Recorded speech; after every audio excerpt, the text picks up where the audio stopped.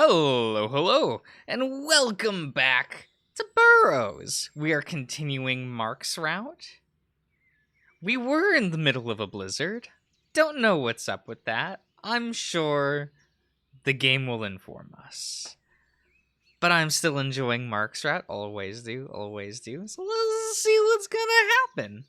In direct contrast to our previous environment, we were now surrounded by greenery as far as the eye can see. A shining sun hangs overhead, and I suddenly feel severely overdressed. Tiny specks of ice and snow are already beginning to melt, trickling down the windshield and catching the light of the sun. The glare shakes me out of my stupor, and I finally speak up. Is this really the same road? I look over to Mark, hoping for an answer. He's glued to his seat, frozen in place and breathing heavily. What was I thinking? Oh? Gray, I tried to. I shake my head and undo our seatbelts, urging him to follow me out of the car. He's frozen stiff, requiring me to open the driver's side door and help him up. The second the warm air hits his fur, his ears flick about in surprise. Jesus. It feels like mid-July out here. I nod and we both shed our coats, leaving them at our seats. I've heard of an eye of a storm before, but never anything like this. Oh. I see Mark pointing to something behind us that somehow answers our question while simultaneously raising a million more. A rapidly shifting maelstrom of snow and ice sits completely isolated from the sunny world we found ourselves in. The longer we stare, the less sense it makes. It's like someone put a wall down that stopped the storm in its tracks. No, it's more like the edge of the storm itself. But that's... He stops himself, knowing full well that impossible has lost all meaning at this point. Maybe he really didn't plan on us to go this far after all. Dunno, but we shouldn't wait around to find out. He nods and we pile back into the car. Stifled by the increasingly warm air, we roll down the windows and continue along the road. As expected, we don't encounter any other drivers after crossing the snowy barrier. I'm starting to wonder how much of what we experienced so far has been real. A loud sound coming from the front of the car startles us. Damn it. Come on, you piece of junk. What's wrong? He slams a fist on the dashboard. The engine won't start. We're just running on momentum now. It only takes a minute of drifting for the car to come to a complete stop. We sit in silence as the reality of our situation sinks in. Great. Now what? We walk. We exit the car and he begrudgingly opens the trunk. We only take the essentials and leave the rest behind. I doubt anyone else is here, let alone a thief. So what? We sleep on the highway. Let's follow the road until we find a place to hole up for the night. You packed all of the camping supplies. We might as well use them. He stalls. I tap a foot. Okay. Lead the way. Mark trails behind, ears lowered and seemingly less aggressive than before. Could the heat be getting to him? I couldn't blame him. I'm already feeling the urge to undo my shirt just to get some relief. We'll just switch into some shorts and t-shirt. You know, why didn't you pack the summer essentials during a blizzard? Come on. I always do that. It's like, even when I know it's going to be cold, I always pack a pair of shorts because you never know. It could just be hot one day for no reason. Maybe I'm the weird one. Under better circumstances, I'd have used it as an excuse to undress after all. After all, we really are alone out here. Mark tugs at his collar, brow dripping in sweat. Figures a suit would be stuffier than what I'm wearing. Feels like summer out here. Oh. Shame we skipped spring, huh? At least it's cold enough to enjoy the soup you brought. He nods. If he doesn't want to talk, I won't hold it against. Is this really okay? Huh? No, I'm just tired to. You know. I just tried to. Sorry, not tired. He tried to. Oh, yeah. So? He stares at me with a stunned look on his face. How are you not shaken? My teeth are still chattering. I shrug. We survived. And I'd like to continue surviving, so that's what I'm focusing on right now. Right. Sorry, I should be stronger than this. Don't apologize. Just keep moving. Sorry. Shit. I mean, let's keep going. Yeah. He's right that I should be more upset than I am. I just saw him at his absolute rock bottom, and it didn't faze me. That would be enough to freak most people out. I'll prove him wrong. He is worth saving. Well, if he's only living for my sake, I'll be someone he can depend on. Even so, it's impossible to deny the toll this is taking on our relationship. My smiles and hugs aren't enough to quell the sadness in his eyes anymore. I can't make him feel better. He has to believe it for himself. I need to show him evidence that we can survive this. You know, I've noticed a pattern with the game so far. He replies with a coarse groan. There's always space between the trials, or whatever to rest. Sorry. He knows that what we won't be able to perform if we're tired or hungry. And hungry. Ooh, I botched that sentence, didn't I? If we count the nightmare I had the first night, there's been 3 trials so far. How much time did he give you between the subway and the last one? 8 hours, give or take. So, if today was our rest day, doesn't that mean he'll strike again tonight? I shake my head. Even if he wants to, we're too far from the city for his trapped work. Plus, if he warps the environment again, it won't take too long for us to walk back to the apartment complex. What makes you so sure? He could just snap his fingers and... He starts to whimper, and I put a hand on his shoulders to comfort him. There's no point in speculating about that. All we have to do is keep moving. You mean running? I know he didn't say that to hurt me, but it cuts a little. Surviving. Right. For you. I'll try to keep up. Sorry. There's a lull in the conversation before he speaks up. Okay. Then we'll just stay up till the morning. Huh? If we stay vigilant, keep our guard up. He can't get the drop on us. That's... I can already feel the fatigue of the last few days settling in, and I was looking forward to resting. He senses my indecisiveness and frowns. I don't know if that's a guarantee, but it's better than doing nothing. If you're that tired, we can take turns sleeping. I just don't want to feel defenseless again. I nod and we agree that he'll take the first watch if we get tired. The sky begins to darken after only the first hour of our hike, bringing some relief from the heat. Mark seems to have calmed down a bit, and his voice becomes shaky. Gets less shaky, sorry. Even with the temperature lowered, I still find myself sweatier than I'd like, unable to bear any longer. I peel my shirt off and stuff it into the bag. You know, I think I'll take a page out of your book and dispense with the glamour for once. Oh? I chuckle as he stumbles out of his suit and turtleneck.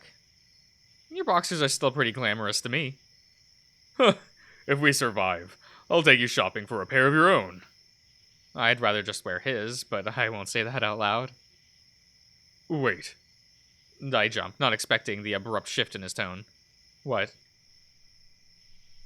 It's a dark road.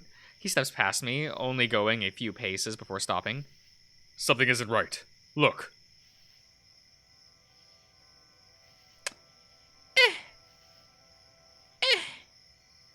You know. I squint and notice a strange shimmer in the air in front of us, light from the setting sun refracting like a prism.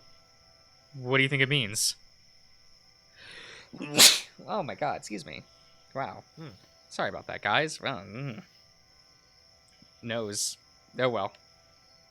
An exit, maybe. No, that'd be too easy. I pick up a rock and chuck it straight at the little ball of light. It bounced right off. Damn it. I thought it'd be like a loop in the golden place, but this is... I run my hand along the wall, walking until Mark disappears from sight. Any luck? No, it probably goes on for miles in either direction. We test the durability by kicking it and slashing away at with various knives Mark packed and to defend ourselves with. We test its height by throwing more stones at various angles, but it's no use. We've reached a dead end.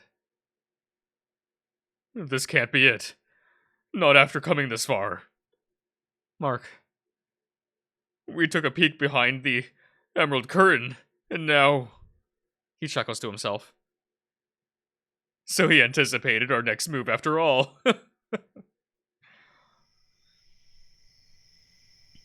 He sits on the road and stares at the impenetrable barrier, shaking his head. Looks like running was never an option for us. At least we're far away from that apartment, right? That has to count for something. Yeah. I don't want anyone else to get hurt because of me. It won't be you. It'll be... Yeah, I know. I'm just frustrated. Sorry. It's not your fault. He pulls out a cigarette out of his bag and takes a long drag before blowing it against the wall, while watching the smoke spread across it and nodding in mild amusement. Huh. I know it's not real, but a part of me wants to take a leak on it just to piss him off. I should have brought some paint. We could have left our names on it. Mark was here, with a Z. He laughs. It's nice to hear him laughing again. Goofball. That's me. We're oddly complacent. I can't tell if it's fatigue or acceptance of the situation that finally broke us. Mark walks to the edge of the road, beckoning me to follow him. Come, let's find a place to sleep. Staying here won't do us any good. Okay. There's nothing left to argue or speculate on. No place left to run. No energy left to scream and cry. We carry our sleeping bags through the wilderness, using flashlights Mark had packed to find our way as night begins to fall. He points out a clearing, and we make ourselves as comfy as we can, removing sticks and rocks before setting down our makeshift beds. Have you ever slept on one of these before? No, never. The most I've done was a tent in my backyard as a kid. Huh. It's a little bumpy, but you'll get used to it. Says the city slicker. Oh, please. I had a whole life you don't know about before we met. No, excuse me. I wasn't always... this. His ears droop as he pokes his Poochie belly? If you want to get active again, I'll gladly join you. If you want to keep it, I'll keep on appreciating it. He rolls his eyes. Does anything ever bother you? One thing. Sorry. That was mean of me. It's okay. Even if this is stressful, you don't deserve that. You're fine. Lay down with me. Aw. I pat the space next to me, and we lay back at the same time. He yelps as he reaches down to quickly toss away a rock we missed. There we go. It's pretty comfy, all things considered. These weren't cheap. Glad I could finally use them. Wait, you paid top dollar for camping gear and never went camping? He shrugs, poking out his bottom lip. I don't know. Sometimes I see something and think it could come in handy someday. Well, you were right about this case. But we're gonna need to curb that reckless spending if we move out to the country. You were serious about that. You weren't? His cheeks turn red and he rolls over. You're something else, Possum. Do you really think we'd make it away from the city? It wouldn't be easy, but I stop myself and take stock of the situation. Can I be honest? Can I be honest with you about something? Oh, shoot. I think living in the city is slowly killing you.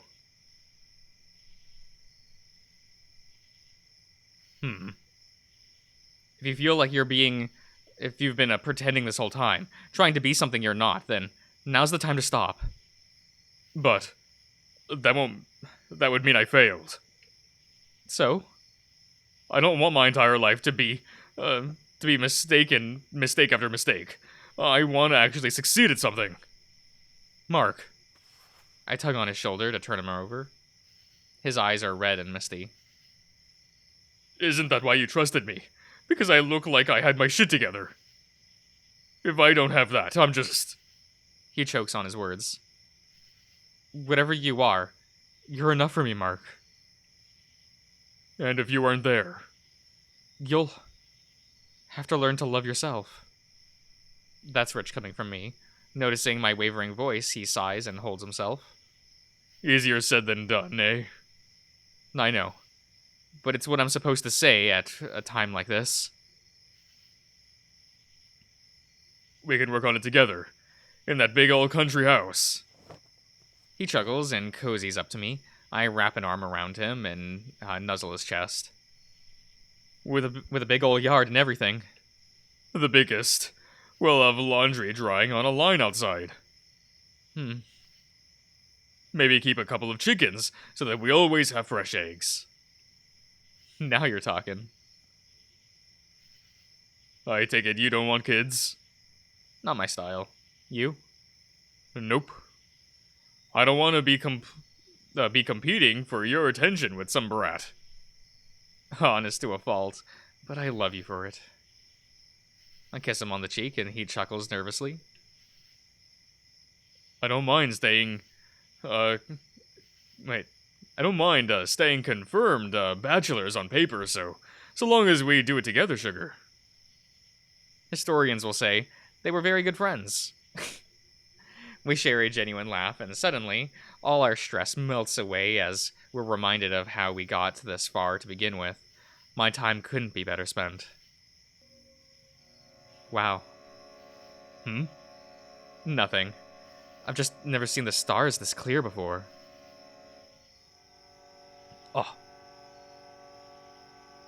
Oh, it is peaceful. Look at that. That's a nice color palette. That's cute. Maybe I'll turn up the volume a little bit. Just a little bit.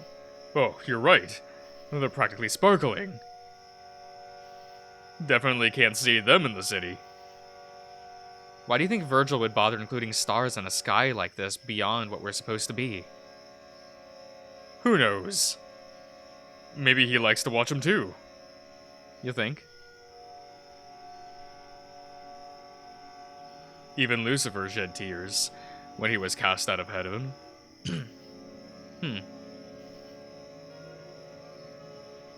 About what happened in the car. I'm really sorry, Gray. I lost control again. I can't blame you for feeling stressed. I know. But if this really is the end, and you're the only person who was willing to spend it with me, I need to treat you better. You deserve so much better than to run down the clock with a grumpy, washed-up loser like me. You could do a lot worse than a beautiful summer evening under the stars for your final days on Earth. I turn to him and smile. And I could do a lot worse than a handsome grump like you to spend it with. When did you get so charming, anyway? Learn from the best. I lean on him as we stare into the glittering night sky above. Ages pass before he speaks again. I was never good at comforting people at a time like this. I spent most of my time growing up alone, licking my own wounds. Huh? What about his brother? That must have been tough. Yeah. So it takes being around a genuine, empathetic guy like you to help me realize how selfish I've been. You've helped people. You're charitable. Even then, it's all been self-serving. You're the first person who's made me want to be better. Not just to survive, but to lead a life worth living. He moves in to nuzzle his snoot into my neck, already wet with tears. I just wish it could have happened sooner. Even if I could go back now, I'd wait however many years until I could find you again. Then you'd be a grumpy old man. Would you still have me? He wipes away a tear and nods. You'll always have mine, sugar. Anytime, any place. He peppers my nose with kisses between his words. I love you. I love you too. More than I've ever loved anyone. Even her. Even her. Even Simone? Simon, sorry. We gotta keep the trend, right? Gotta say Simon.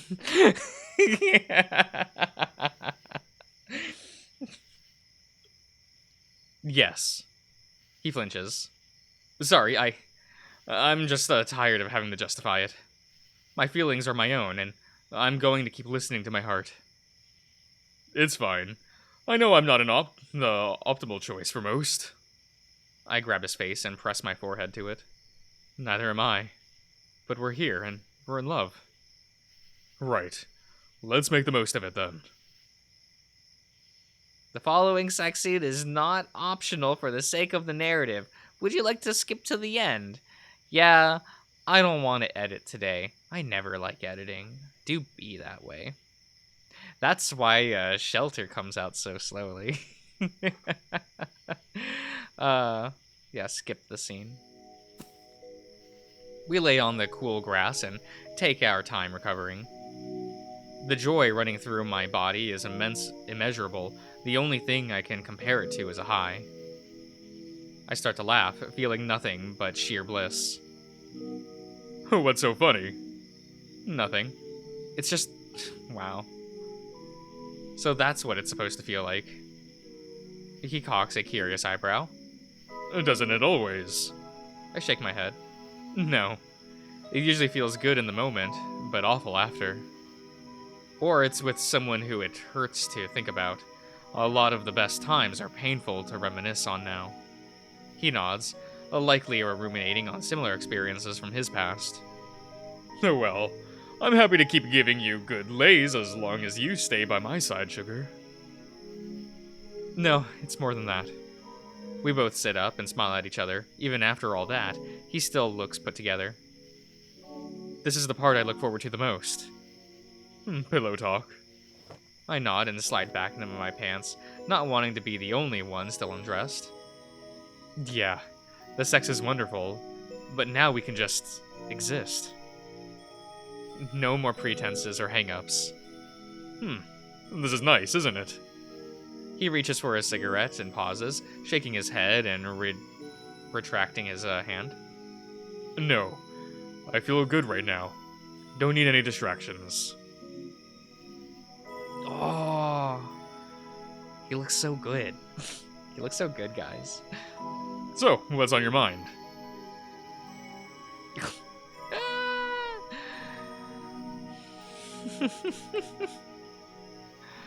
We haven't eaten since breakfast, have we? I talk about the food. I'm getting kind of hungry. What kind of snacks did you pack? Only the finest for my little boss. He reaches over to grab his backpack and pulls out a bright red box labeled... what was this? Chancellor? Chomp. Yeah? Okay, what the hell is that? Only the finest cereal our great country has to offer. I'll be the judge of that. Gimme!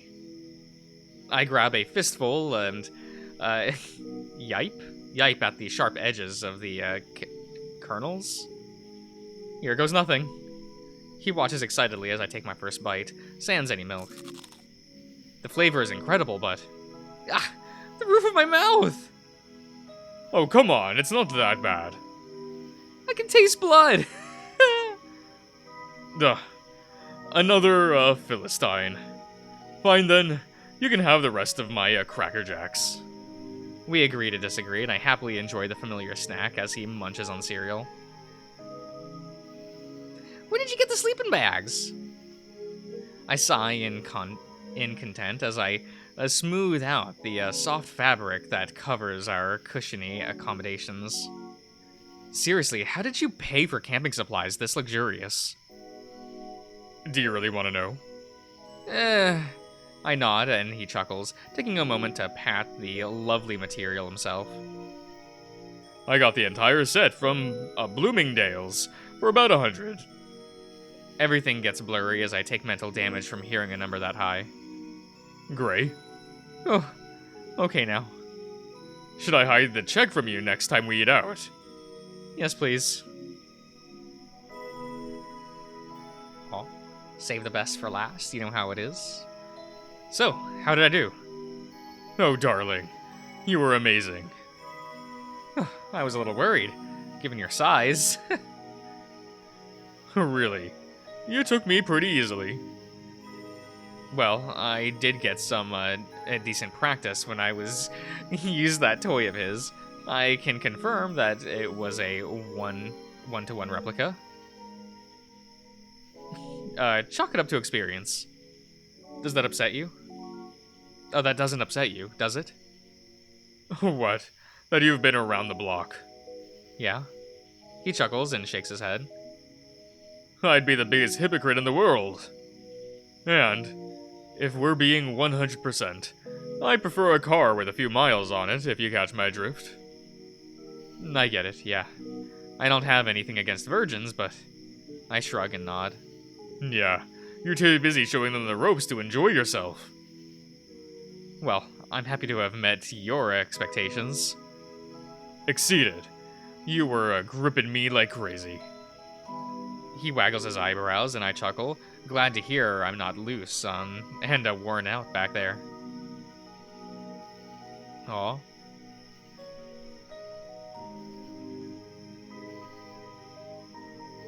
Are you sure you'll be fine like that? Like what? I gesture to his general nakedness. Please, my fur may be suited for a jungle climate, but I was born on the East Coast. Uh-huh. Aren't you from New Orleans? Have you seen snow before you came to New York? I did, thank you very much. Uh-huh. He giggles at we giggle at each other's silliness. I hope these times never end. So, did you bring any playing cards? No. Oh, okay. I figured that we wouldn't want to see that, given. I nod, recalling Virgil's gambler motif. Well, we can make our own fun, I suppose. That's the spirit, sugar. I'll start with this. Huh? He surprises me with a tickle attack to my ribs. Stop! I'm gonna piss myself. Oh my god. Gray. Okay. I knock him in the chin with my tail to cease his torment. A note to self, do not tickle the possum. Not unless you want a whopping. Our chin scratch is okay. Please?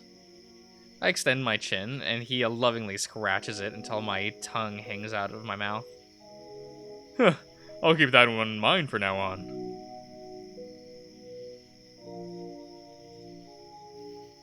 Hope that didn't wear you out too much. Oh, right. I did agree to take the first watch. I don't mind switching places if you'd rather sleep first. I'm a little too wound up from our romp to go to bed anyway. And you're a little distracting. He rubs my inner thigh and I spread them a little. Sounds like you're ready to go again. We'll see, sugar.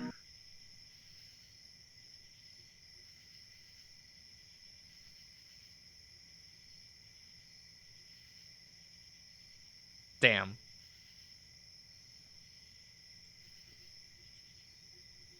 Sure is pretty tonight. You see, I could watch the stars all night. Yeah, me too.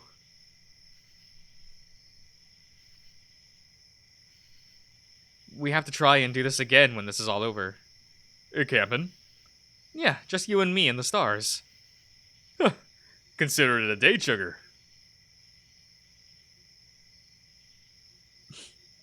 Your glasses scratched. Well... No, it's silly. There's something I've been meaning to ask you about. Oh, what is it? Do you remember the day I left the apartment on my own? Yup. Well, I... Got a few grazed hairs from that, I'm pretty sure. Right. Well, I was cleaning up the house a bit before that. Nah. It was kind of a mess, yeah. So... Sorry I didn't notice, sugar. Things are a little hectic. It's okay. Please, let me finish. He nods. When I was cleaning your room, I was looking for a place to keep our photo, and I sort of went through your drawers. That face. That face. You could just grab that snoot. Why? It was bad. I know. I'm sorry. That's my property. I know. I said I was sorry. But I saw something in your bottom drawer. So what? He tenses up, arms crossed. I have some toys, yeah. Nothing to be ashamed of. And you weren't supposed to be looking there anyway. That's not... I'm not going to feel bad about. Damn it! I saw the photo! His arms drop. His expression isn't one of surprise, but annoyance. I saw the photo of Joshua at the bottom of the drawer, Mark. Why? Why was it kept there? Please, tell me I'm overreacting, that I'm misinterpreting the situation, and scold me for snooping. I can live with that. I know we can work through it if that's all it is. Gray. I hold my breath, waiting for him to continue. I'm sorry that you had to see that. I was going to tell you eventually. Tell me what? He looks away. I wasn't well after Josh died. No, I've never been well. It's neither of us will remember when it started. No. He was always there when I needed him. Our parents never paid much attention, and, well... boys will be boys. A pit forms in my stomach as those words leave his mouth. You and him, you really were together? He completed me, Gray. You could never understand how deeply we cared for each other. Please, stop. What are you saying? I can't understand what, Mark? Someone who cares for you unconditionally, and who knows you deeper than any other stranger ever could. Haven't ever felt that way about someone. Not my own sibling. I see. That's good. You're normal.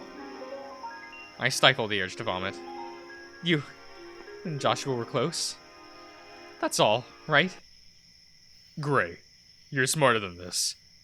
Don't make me have to say it. No. I want you to say it.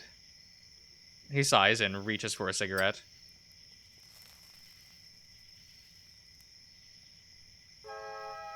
I love Josh. He loved me. He doesn't continue, instead taking his time smoking and muttering things under his breath. Was that all then? Did you want to know anything else? If we hugged, if we kissed, if we... Please, no more. His expression softens as he approaches me. Mark, why? Things were so... I hold my face in my hands and shake, I want the ground to swallow me up. He forces a smile and reaches out to me. I jolt at his touch.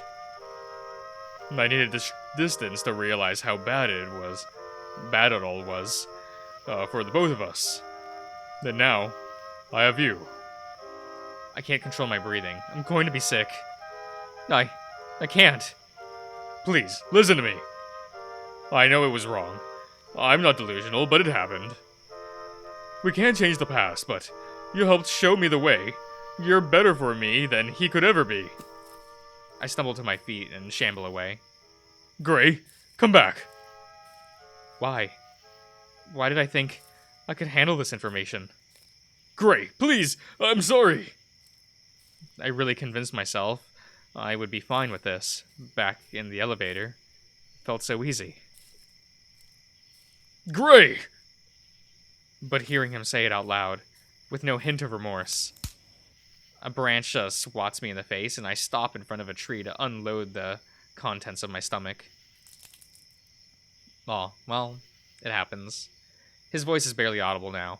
I don't know how far I wandered, but I can't go back right now. Damn it. Why am I so fucking stupid? I slam a fist against the trunk, a splinters digging into my palm. I can barely feel it. He was with Joshua. He had sex with his own flesh and blood. It wasn't a misunderstanding. I knew all along, ever since I saw the photo, but I convinced myself that I was being unfair to him. That once he explained everything to me, we'd be able to stay forever, to stay together. Didn't you say you could be his new Joshua? Shut up. This is all fine, isn't it? He's dead. Shut up. They both consented to it. It wasn't like what happened to Charles. Shut the hell up!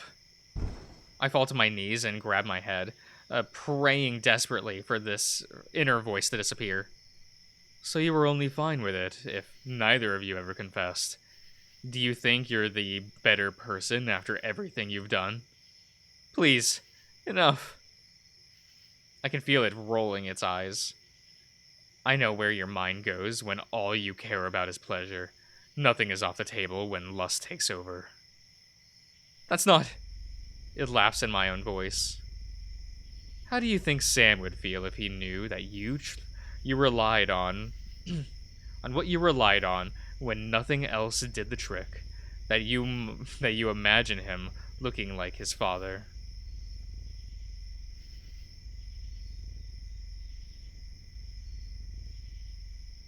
I have nothing left to argue. My eyes produce no tears. My lungs can barely hold air. My mind is racing, but there's nothing to be gleaned. There is no solution to this. So I search desperately for the only voice of reason available, the pair of judging green eyes staring down at me within my own subconscious. What do I do? Okay, I think I'm going to end the part here, because this is getting real long. Didn't want to cut I almost said campfire, the nighttime scene with Mark too short. So we'll just send it here. So I hope you've all enjoyed, and I'll see you guys around.